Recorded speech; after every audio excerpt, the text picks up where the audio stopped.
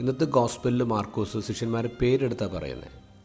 പത്രോസ്, അന്ത്രയോസ്, യാക്കോബ്, യോഹന്നാൻ എന്നാണ്. അവർ ശിഷ്യന്മാരെന്ന് ഇന്നത്തെ ഗോസ്പലിൽ മാർക്കോസ് അവരെ വിളിക്കുന്നില്ല. കാരണം ഒരു ശിഷ്യനാകാൻ അവരാരും വളർന്നിട്ടില്ല. പത്രോസ് എപ്പോഴും ഈശോയെ ഹൈജാക്ക് ചെയ്യാൻ ശ്രമിക്കുന്ന ആളാണ്. താബോർ മലയിൽ ഈശോയുടെ രൂപാന്തരീകരണം നടക്കുമ്പോൾ പത്രോസ് പറയുന്നുണ്ട്, നമുക്കിവിടെ 3 കൂടാരം പണിയാം, ഒന്ന് നിനക്ക്. പത്രോസ് ഈശോയെ കൂടാരത്തിൽ ഒതുക്കാൻ ശ്രമിക്കുന്ന ആൾ. ഇന്നത്തെ ഗോസ്പലിൽ അതാ കാണുന്നത്.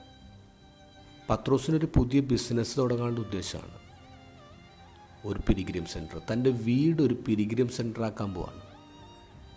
വളരെ പ്രൈവറ്റായിട്ട് നടന്നൊരു അത്ഭുതമാണ് അമ്മായിമ്മയുടെ പനി ഈശോ മാറ്റിയത്. പക്ഷെ വൈകുന്നേരമായപ്പോൾ നഗരവാസികളെല്ലാവരും വാതിൽക്കലെത്തി എന്ന് പറയാം. പത്രോസിൻ്റെ വീടിൻ്റെ വാതിൽക്കലെത്തി. അപ്പോൾ ഈ പത്രോസും കൂട്ടരും നടത്തിയ PR വർക്ക് എന്തായിരിക്കണം? ഇത്രയും പേരെ വിളിച്ചു കൂട്ടിക്കൊണ്ടുവന്നെങ്കിൽ. അതാണ് പറഞ്ഞത്, പത്രോസ് തൻ്റെ വീട് ഒരു പിലിഗ്രിം സെൻറ്ററാക്കാൻ പോവാണ്. ഈശോ അത്ഭുതങ്ങൾ നടത്തുകയാണ്. രാത്രി മുഴുവൻ അത്ഭുതങ്ങൾ ചെയ്തു കൊടുക്കുകയാണ്. പിറ്റേ ദിവസം രാവിലെ എല്ലാവരും ഉണരും മുമ്പേ ഈശോ സ്ഥലം വിട്ടു.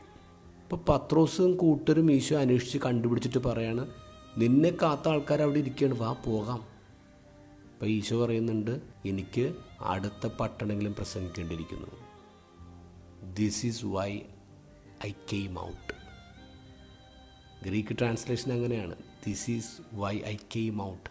പക്ഷെ മലയാളത്തിൽ വന്നപ്പോഴേക്കും അതിനായിട്ടാണ് ഞാൻ വന്നിരിക്കുന്നതെന്ന് പറയാം. അപ്പോൾ ജനറലായിട്ട് ഈശോയുടെ മിഷനെക്കുറിച്ച് അവിടെ പറയാം. പക്ഷെ അങ്ങനെയല്ല അത് വായിക്കേണ്ടത്.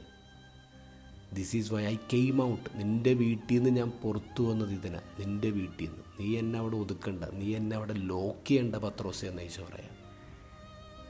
ഈശോ ഹൈജാക്കാൻ ശ്രമിക്കുന്ന എല്ലാ ധ്യാന സെൻറ്റേഴ്സിനോടും പിലിഗ്രിം സെൻറ്റേഴ്സിനോടും ഈശോ ഡയറക്റ്റായിട്ട് പറയാണ്, നിങ്ങൾ എന്നെ ലോക്ക് ചെയ്യണ്ട.